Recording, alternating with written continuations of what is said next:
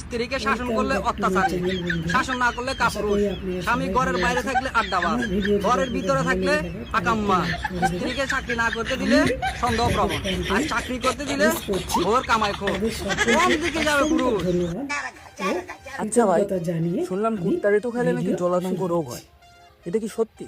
হ্যাঁ সত্যি তো, কুত্তার এঁটো খেলে জলাতঙ্ক হয়। কিন্তু আমি তো তোর একটু ছোটবেলার থেকে খাচ্ছি, কই আমার তো জলাতঙ্ক রোগ হয়নি।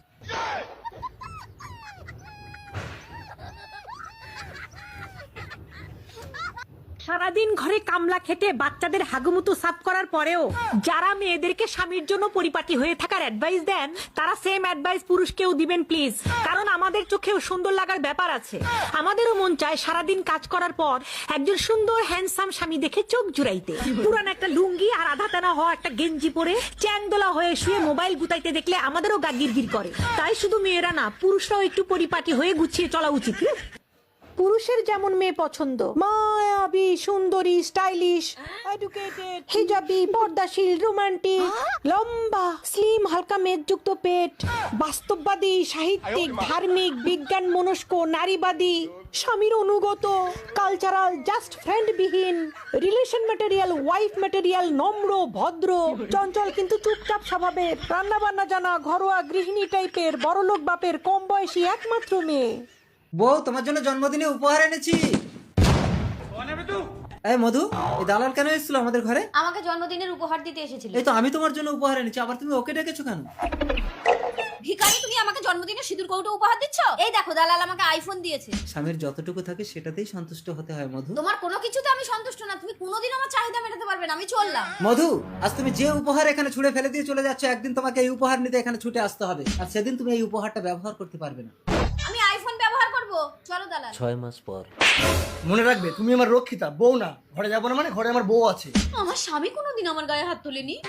এই যে 6 মাসের ঘর ভাড়াটা বাকি আছে, ঘর ভাড়াটা দিন। আমি কোথা থেকে দেবো? কোথা থেকে দেবেন মানে? এই আইফোনটা আমি নিয়ে নিলাম। সব স্বামী ছেড়ে দিয়ে এখানে এসে পরপুরুষ নিয়ে নষ্ট। আরে আরে, কি করছেন? ঘর বন্ধ করছেন কেন? ঘর ভাড়া হবে না, যান।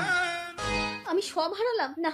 আমি আমার স্বামীর কাছে ফিরে গিয়ে স্বামীর দেওয়ার সামান্য উপহার সিঁদুর কৌটোটাই ব্যবহার করব। স্বামী, স্বামী, আমি ফিরে এসেছি। স্বামী কোথায় গেল? স্বামী, এই তো আমার স্বামীর উপহার। এই সিঁদুর কৌটো আমি সারা জীবন যত্ন করে ব্যবহার করব। স্বামী, স্বামী ওঠো, দেখো তোমার উপহার আমি নিয়েছি। কি গো, কথা বলছো না কেন? কথা বলো। তোমার স্বামী আর কথা বলবে না। তোমার জন্য নিজের দুটো কিডনি বিক্রি করে আইফোন কিনে দিয়ে আমার হাতে তোমাকে দিতে বলে মারা গেছে। এই না, আমি চাই না স্বামী, আমি তোমাকে চাই। আমি আইফোন চাই না স্বামী, আমি তোমাকে চাই স্বামী, আমি তোমাকে চাই। আপনার কাছের মানুষটিকে সবসময় মর্যাদা দিন।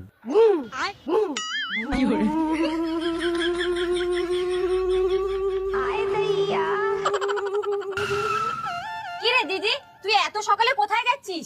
তো আবার এত ছোট ড্রেস পরে?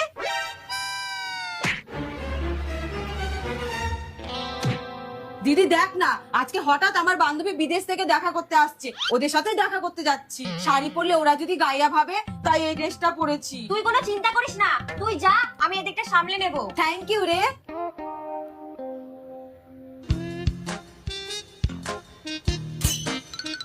দিদি তুই খেয়ে আসবি নাকি তোর জন্য খাবার বানাবো?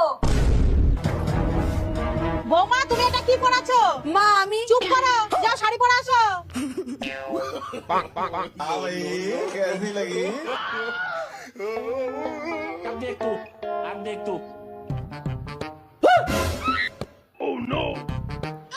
যা, কি করলি দেখ তো, কতগুলো নুন পড়ে গেল। এখন শাশুড়ি আমাকে দেবে। দিদি আমার কথা শোন, তরকারিটা এই কালো প্লাস্টিকে ভরে বাইরে ফেলে দিয়ে আয়, আমি নতুন করে বসিয়ে দিচ্ছি। ঠিক বলেছিস।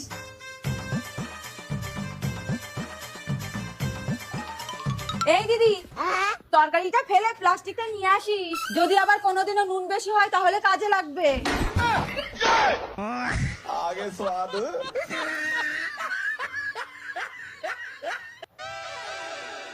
এ দিদি, এটা বাড়ি না ফুটবল খেলার মাঠ? কে জানে, কিছুক্ষণ পর পরই মনে হচ্ছে গোল হতে যাচ্ছে। দেখি আবার কি হলো। উফ, কি হয়েছে বল। শোন, এই দেখ, আমার বান্ধবী সুনিতার ছেলে জন্মদিনে পার্টি দিচ্ছে, আমাদের নিমন্ত্রণ। না রে, শাশুড়িকে না নিয়ে গেলে শাশুড়ি মনে মনে কষ্ট পাবে না বল? হ্যাঁ, সেটাও ঠিক। বাহ, ভাগ্য করে দুটো বৌমা পেয়েছি, আমাকে কত ভালোবাসে। আর শাশুড়ি যদি আমাদের যাওয়ার কথা বলে তাহলে যাবি? গাছে কাঁঠাল আর গোপে তেল, তুই হাঁ করে থাক। শাশুড়ি নাকি আমাদের যাওয়ার কথা বলবে। আরে বলবে বলবে।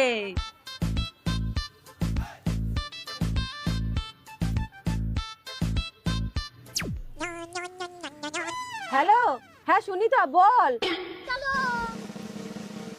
কি ডিজে করছিস? বাহ খুব ভালো।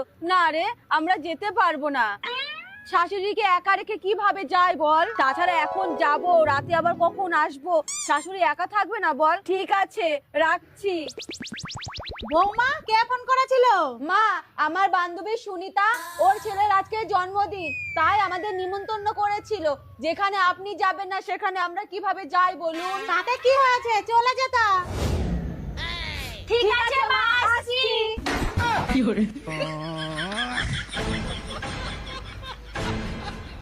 বেরিয়ে যাও বাড়ি থেকে, সব সময় শুধু টাকা আর টাকা। এখন আর লোনের কিস্তি টাকাই জোগাড় করতে পারলাম না, আর উনাদের প্রত্যেকদিন 10 টাকা দাও 20 টাকা দাও লেগেই আছে। মা চুপচাপ চলে যাও। আমাদের 10 টাকা করে দিল না তো, এবার দেখ ওনার থেকে 100 টাকা নেব। বৌমা কতক্ষণ লাগে চা দিতে? যাও তাড়াতাড়ি রান্না করো। আর আপনি মাঠের গাছ থেকে কুল পেড়ে আনুন, আজকে কুলের ডাল খাবো।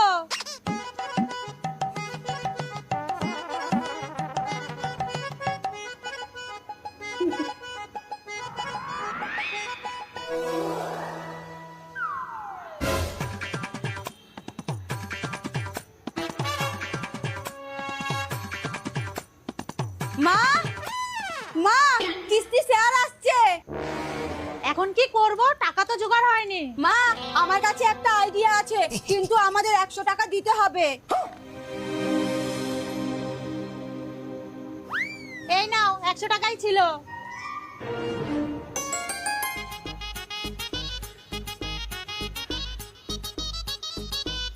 বাড়িতে কেউ আছেন? কিস্তিরটা আর কে টাকা দেবে? যে লোন নিয়েছে সে তো আর হলো কেনে। আহারে বেচারি, যাই কোম্পানির তরফ থেকে একটু শোক পালন করে দিই।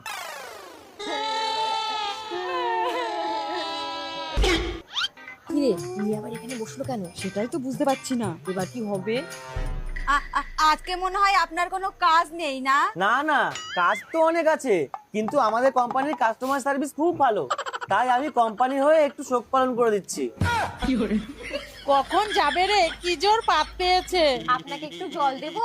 না না থাক, কিছু লাগবে না। না আর তো সহ্য করতে পারছি না, দিয়েই দি। এ কি মরা মানুষ পাত দিল কি করে? দিন এইবার কিস্তির টাকা।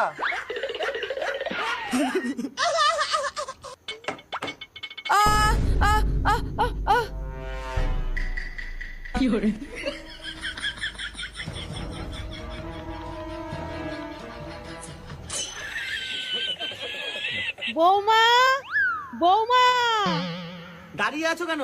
মা ডাকতে শুনতে পাচ্ছ না? আমি দেখছি তুমি হাসো কিনা। বৌমা এই দেখছিস না শাশুড়ি মা রাখছে? দেখছি না শুনছি, তুই যা, আমি দেখি ওর মুখ দিয়ে হাসি বেরোয় কিনা।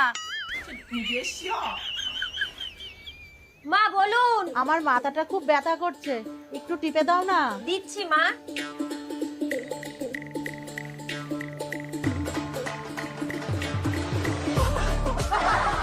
তুমি শুধু শুধু এখানে বসে আছো, সরো আমার কাজ আছে। তুমি কাজ করো না, আমি তো শুধু বসে আছি। বসে থেকে লাভ নেই, আমি ঠিক হাসবো।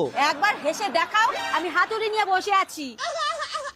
বৌমা বৌমা কিরে তুই যাবি নাকি আমি বারবার যাব? তুই যা। বলুন। বৌমা একটু জল খাওয়াবা? হ্যাঁ মা দিচ্ছি, এই নি। বৌমা তোমার সেবায় আমি খুব খুশি হয়েছি, তাই তোমাকে এই সোনার চেনটা উপহার দিলাম।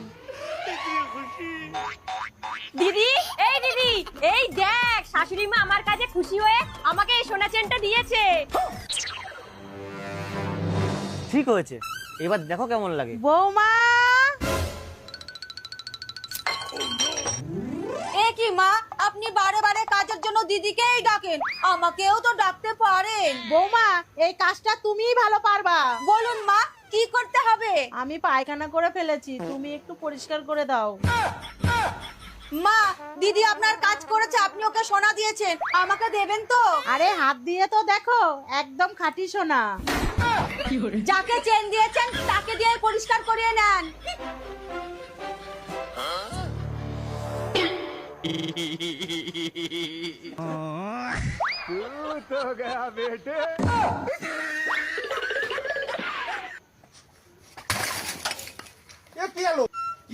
কি এলো এটা নতুন কলস কিনে নিয়েছি, পানি খাবো, বাড়ি বসে রয়েছি, তোমার কি পানি নিয়ে হচ্ছে না? কি এত পানি নিবা না, পানি বানাই নিচ্ছাও?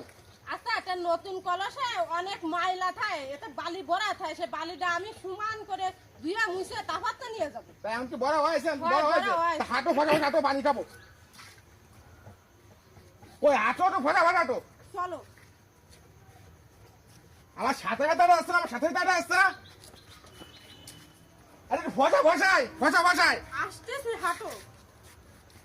ওরে বাবা, একটু ফসা বসাতে আমার সাথে দাঁড়িয়ে।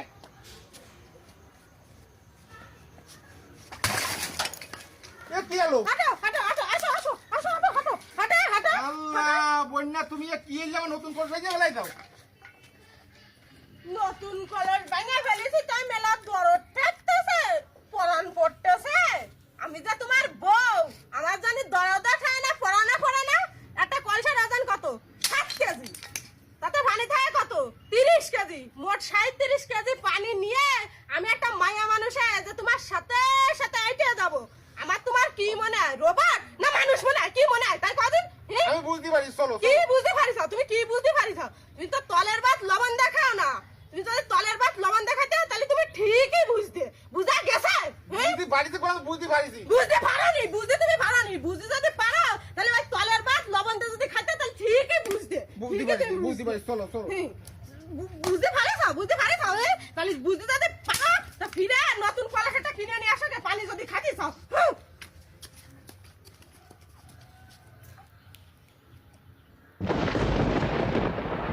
ও ভাবি, মাটা নিয়ে যাও।